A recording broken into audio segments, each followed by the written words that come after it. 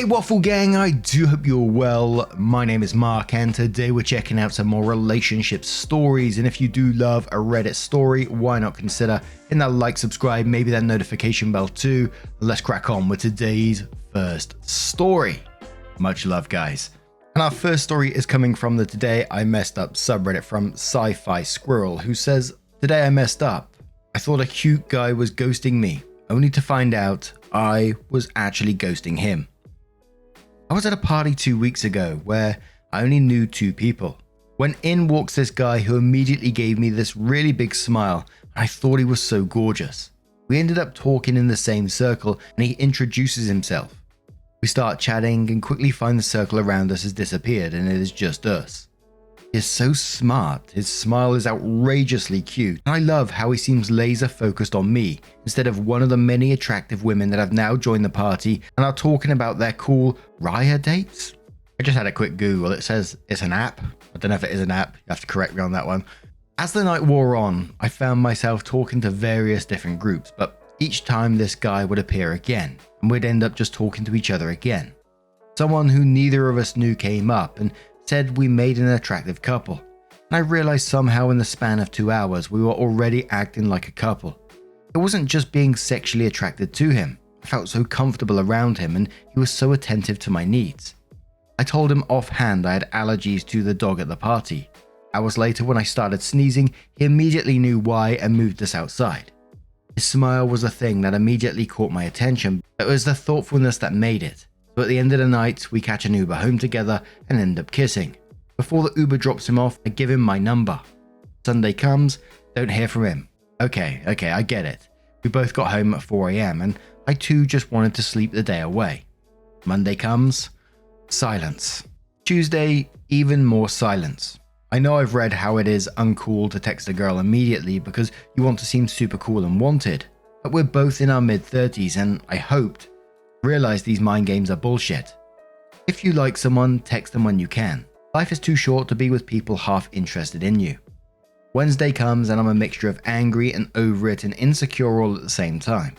How dare he lead me on like this? Well, I guess I'm glad I only wasted one night on this arsehole. Was I not pretty enough?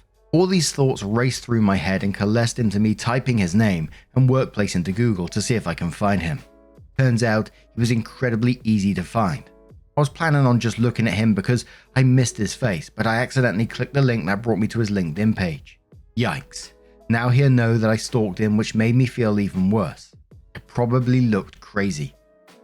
Well, since I was already on his page, I'd guess I'd looked at where he had worked. Maybe he wasn't really interesting and I'd feel better about him ghosting me. Nope, turns out he is not only very smart but also humble because his resume listed a dozen different cool jobs, impressive schools he's attended, things he's worked on. Great. I probably wasn't impressive enough for him. Not 30 minutes later, he friends me on LinkedIn, but seemed surprised that I was reaching out. He'd evidently texted me that night and again the next day, only not to hear anything back. I had ghosted him. And this is how we found out my fuck up. When I gave him my number, turns out I was off by a digit. Turns out tipsy me isn't so great at typing or proofreading. If I hadn't been a creepy LinkedIn stalker, it could have been months, if ever, before we would have seen each other again. Right now we're laughing about it and setting up our first real date. Wish me luck, Reddit. And that's a pretty sweet story and we're going to get to the update in a moment, and most of the comments on this were, congratulations, hope things work out, it's incredibly cute and wholesome, etc, etc. Some people sharing their stories, so Built by Bama says, "I'm so happy it worked out for you. I met my husband in a Waffle House. He was hammered with his friends. I was with my friends celebrating my birthday. He made the drunk stagger to my table and loudly slurred, 'I'm gonna marry you one day.' I laughed and sent him away with, 'Let's see if you remember in the morning.' Well, as fate would have it, I was moving and selling a futon. The buyer was him. He came and picked up, and when I opened the door, the look on my face was a mix of shock, horror, and disgust. But still, he paid for the futon. I at least needed him to get it. He was a completely different guy, and he noticed we were reading the same book. Then he noticed we had similar taste in movies and music. He asked me out on a proper date later in the week. I refused, saying I was moving. Well, he came and helped me move, then bought pizza that night. After that, I couldn't say no to his offer of a proper date. I learned the night I met him he was at his buddy's bachelor party and he never drinks, so just a few drinks hit him hard. He felt so embarrassed when he saw me at my house getting the futon. He knew he made an ass of himself and thought the likelihood of running into me again was slim to none, so he was just going to write it off as a learning lesson. We just celebrated 7 years last weekend. Sometimes things just work out how they are supposed to. So OP did update their original post a year later and says, "A year ago, I met a cute guy at a party, accidentally gave him the wrong number, and then found him again on LinkedIn. The last post stopped at the point where I had now given him my correct phone number. We decided for our first date to walk around the park near the city and then grab a drink. I was anxious as soon as this date was set. Besides the normal first date jitters, I also carried the secret that I had posted the story of how I reconnected with him on Reddit. Some 35,000 people had upvoted it. Thousands more had seen it. I needed to tell him about the Reddit post, but I was scared of how he would react. He probably already thought I was weird for looking him up on LinkedIn. I had no idea if he would see me posting our story to Reddit as a breach of his privacy or attention seeking or just plain weird. The day of our date, I waited for him by a park fountain. When I saw him walking towards me, my heart skipped. I got made fun of in my last post for how much I complimented this guy's smile, and I don't even care. Seeing him smile made me immediately happier. It also made me even more worried that I had messed up even the possibility of us becoming a thing by posting our story for the world to see. We walked around the park and sat to talk under a pair of trees. It was a beautiful late summer day. I found myself holding his hand. Slowly, we headed to the nearby bar, and by this time I was shaking. When I got my drink in hand, I took a few sips and the words tumbled out. I thought our reconnection story was funny, so I posted it to Reddit. I'd gotten maybe 20 upvotes on anything I'd ever posted before this, so I expected much the same. Then I started to get dozens of notifications from hundreds of people commenting on the post. My friends sent me the post because they thought I'd enjoy it. My sister called and asked if I had written it because she recognized my writing style. The newspaper wrote an article about it, the post taking on a life of its own. Then I showed him the Reddit post. He read it quietly. When he was done, he stood up, came over, and gave me a kiss. With that, I breathed the biggest sigh of relief. I learned he himself uses Reddit and thought the post was sweet. The rest of the day, we read the comments together and laughed about the whole thing. Later that week, he came over to my apartment and we cooked dinner together and talked more. Our conversation turned to the fact that neither of us liked casually dating multiple people at the same time. We didn't know exactly what this was yet, but we knew we already liked each other. With that, it seemed we were dating. The first few weeks of dating sped by, filled with apple picking, hiking, and many soup dumplings. I learned at the late night karaoke that he has a beautiful singing voice, and he learned that I definitely did not. Lol.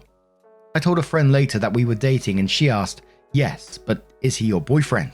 Evidently, in this new world of constant casualness, you could be monogamously dating just for the fun of it, but becoming a boyfriend or girlfriend meant you saw this person as someone really important. In previous relationships, I'd felt like I was supposed to wait until the guy said he wanted to be with me, and it would look desperate to say, "I love you," before the guy did. This relationship felt different. There was no feeling that he was waiting to text me back to look cooler or more unavailable. There was no avoidance of talk about the future. It just felt like two people that were enjoying learning about each other, which in turn made me feel comfortable being open and honest with him. So, after 6 weeks of dating, but maybe not being my boyfriend, I wrote my feelings down on a card and asked him to be my official boyfriend, and he accepted. The rest of the year has been filled with adventures to foreign places where I proceeded to get us lost twice, in a place after dark with no streetlights. Still sorry about that one, babe. And maybe trips to the grocery store that were thankfully a little less tumultuous. We've danced late into the night at concerts and cuddled in bed watching TV. We just finished Avatar, The Last Airbender, the animated series. I've fallen asleep on his chest to the sound of the pattering rain. My last thoughts at the brink of sleep that I have never felt so safe. I've woken up next to him and looked over at his face that looks so young and relaxed in sleep. The hair that falls over his face already has some grey in it. Seeing it fills me with sadness that our time together on this planet is finite. Over the last year, he has shown in 1,000 small ways that he is not only a great boyfriend but a thoughtful friend and a caring son. My friends and family love him, and that makes me love him all the more. He always makes me feel heard and seen, and he builds me up in a way that makes me feel like the best version of myself around him. He's brilliant and competent at his job, which is sexy as hell. He's serious enough to have his finances in order, but still let loose and do silly dance moves with me while we're cooking breakfast. He's very clean, so I've never once felt like I shouldered the burden of housekeeping. I'm actually messier than him, and I've put a lot of effort into being cleaner out of respect. Not once has he raised his voice. Throughout this whole year, I don't think we've gotten into an argument. This relationship feels healthy and happy and calm. I got a few comments from my last post that looking up someone on LinkedIn when they haven't texted is crazy. Please know that if he had turned me down on LinkedIn, I would have respected this and not contacted him further. It is just within a few hours of meeting this man, he felt inexplicably important in my life. I'm glad I trusted my gut and tried to find him. This last part is to my boyfriend, who wanted to be surprised by what I wrote. Over the last year, you've become my favorite person and my best friend. I'm so grateful that I met you, and grateful for each day I get to wake up next to you. I can't wait to see what next year brings for us. I love you very much. Aww. These bloody onion ninjas are lurking around again. I think it's refreshing to see. Some people might not like a cute post like this, but I absolutely love to see it. I read so many different posts, and a lot of it, there's always some sort of drama going on. To see this couple living their best lives and enjoying each other's company and, progressing is just absolutely wonderful. But I'm going to turn this one to you guys. Do you have your own, maybe cute or weird relationship starting story? Let us know your thoughts down in the comments below, and let's move on to another story. And there was another bit of a different story on the Today I Messed Up subreddit from Microwavable Monkey, who says, "Today I messed up by sending my wife to check if a Powerball ticket was a winner." So this happened a few days ago. I have a long-standing habit of buying a lottery ticket for the Powerball or Mega Ball, etc. whenever it gets over 300 million. It's overall a very small amount per year, and it's just a small investment in fun times from my point of view. Recently, the prize was slowly creeping up due to no winners multiple weeks in a row. The prize gets rolled over if there is no winner. It was $1 billion last week, and I bought a ticket like usual. But I got too busy to take it in to check the numbers. Here is where I screwed up. I decided to give the ticket to my wife to check. Now, she's a sweet lady who has never gambled anything, so she was not familiar with the process. I sent her to a local supermarket with a machine, explained how to scan the card, and sent her on her merry way. A little while later, I get a strange text basically saying, "You better be sitting down," and then a text saying something to the effect of, "I'm never coming back to this store again." Later, I got the full story. She scanned the ticket correctly, and the machine announced that she was a winner. A full screen graphic and giant words, the works. She freaked out at the prospect of becoming billionaires. She does not know how much is shaved off for taxes, but that's a different story.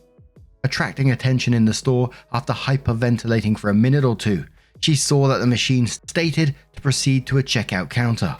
She walks over and found out that she won $2. She was not aware that if you get one number or sum in the right place, you can win your money back. Anyways, after landing back on Earth abruptly, she left the store mortified at her reaction to winning $2, and now we need to find somewhere else to shop. Lol. The top comment did make me chuckle on this one. So Gage1 says, "Most people will never know what it feels like to be a billionaire, but she did." Followed by, "Most people will never know what it's like to lose billionaire status." Oh man. Now, what do you guys make of this one? Let me know your thoughts. Let's move on to a story from Am I the Arsehole from Marion Berry This, who says, "Am I the arsehole for boiling cinnamon to make the house smell nice when my mother-in-law is deathly allergic? I, female 21, love 4. Now that it's getting closer to September, I pulled out all the fall decorations and candles and I'm getting ready. Something I've always done during this time of year is make a mixture of nutmeg, apple, cinnamon, and pumpkin spice in water and boil it on the stove. It makes the house smell amazing, works like a humidifier, and puts me in the spirit of my favorite season. My mother-in-law, female 49, is deathly allergic to cinnamon, to the point where she can't go Christmas shopping in person because of the cinnamon-scented candles, sprays, and wallflowers that are out at the time. Anytime she's coming over, I always make sure that I don't burn any of my candles that are cinnamon scented. And if I've boiled a mixture or burnt one recently, I open the windows to air out our apartment. My husband and I had left for work not too long ago, so I decided to put a mixture on the stove while I was cleaning. After it had already been boiling for a while, I heard a knock at the door.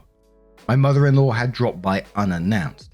When I opened the door, I stepped outside as I thought that she might have needed something, or was dropping something off since she didn't say anything about me coming by and my husband was already gone. She asked why I hadn't let her in and she wanted to hang out for a bit. I explained to her that since I wasn't aware of her coming, I started boiling cinnamon to make the house smell nice, and I didn't want her to come in as I was worried it might make her react. Her face dropped and she looked furious. She told me that I shouldn't be doing that and shouldn't even really own cinnamon scented candles because I know it can make her sick. I told her that I always make sure those things are put away or have not been used when she's here, but I wasn't aware of her coming. She just rolled her eyes and began to walk away. Before getting to the stairs, she turned back to look at me and said, "That is extremely inconsiderate and rude, that I would be willing to risk her having an allergic reaction just because I like the smell. Am I the arsehole?" Edit. Also, this has come up several times in the comments. I'm not trying to make my house unwelcoming to her. She's completely welcome when invited or when she asks to come. She's aware that we like the smell of cinnamon, and because of this, my husband has told her that she needs to ask before popping up. He also has put his foot down about unannounced visits. My mother-in-law also eats cinnamon rolls willingly. Her kids say you're allergic and it'll make you sick every time, and every time she responds with, "It's worth the upset stomach," and then she just gets sick later on. However, she also talked about how she can't go holiday shopping because the amount of cinnamon in the air will kill her. I take the precautions because of what she said about the cinnamon scent, because I'd rather be safe than sorry. Reading so many of these stories, especially where mother-in-laws are involved, it was making me think instantly, like as I was reading the title and stuff, that it was some sort of like mother-in-law repellent or something. I don't know if you've ever seen like old school Batman. He's always got like something on his belt, and in one of the episodes, like this is proper art, I think 80s Batman, he's getting attacked by a shark and suddenly he pulls out, "Let me just get my shark repellent spray." But the same with a mother-in-law. And it makes me think that she's caused problems before. In the edit you said he has also put his foot down about unannounced visits, so it sounds like she might be popping around quite often. In the end, you know, it's your place. You do what you want in there. I think you've been very considerate. You stepped outside. You didn't want her to get sick. You're opening your windows. You don't keep it around when you know she's turning up. I think you're being more than considerate in this situation. In another scenario where, you know, the mother-in-law's a really nice person, she comes round and you start pulling out cinnamon sticks. Yeah, that was going to make you the arsehole, obviously, but that's not what you're doing here, is it? Let's check out some comments to see what they say. So, No to Newspeak, who says, "Not the arsehole, you're aware of your mother-in-law's allergy. You ensured that she was not around when you put the cinnamon on the stove, and when she showed up and announced, you stepped outside to meet her and shut the door behind you. You did everything right. Expecting you to never have cinnamon in your house again is overkill on mother-in-law's part." Cardinal as hell says not the arsehole yet, but you need to talk to your husband about what you to expect concerning family dropping by. Maybe you see her as an occasional visitor, but your husband has given her the go-ahead to drop by any time. A lot of young couples struggle with this issue at first. Few families have the same expectations of random visiting. It could be that you choose to change things. It could be that he talks to his mother and sets new boundaries. The way mother-in-law acted is not right. It's not her house, her little boy has grown up and he has a new woman in his life, but he needs to talk to her and set boundaries as part of the couple. You two can't be divided in this. Not your mother says not the arsehole, she's extremely entitled. It is your home. You have every right to make it smell however you want. Just a thought that putting a cinnamon broom on the door would make a great deterrent for mother-in-law to know when she's not welcome. Acts like garlic for vampires. Just gave me a vivid image of mother-in-law strolling up to the door and seeing it on the door, then turning and going. Independent Ideal says not the arsehole. You're accommodating when given adequate notice. Your mother-in-law doesn't live there. You shouldn't have to dictate your life around hers. Yes, obviously, if that's your blend for what I call a simmer pot, cool, but it sounds like your loose spices are the same ones in pumpkin spice. One more comment from OK Bookkeeper, who says, "Okay, I started this believing you were absolutely the arsehole, but You didn't risk anything. You didn't let her in your home knowing about the allergy. You made sure to be considerate of her when you know she might be near. But let's face facts, cinnamon is kind of the linchpin of the season from September to January. Believe me, I hate it in a way only an autistic can, but I also accept it's going to be everywhere, and that's just a me problem and I have to live with it, not the arsehole. But now I'm going to turn this one to you guys. What do you guys make of this situation? Let me know your thoughts down in the comments below. Do you have your own little recipes that you like to boil on the stove like that? It sounds absolutely amazing. Let me know.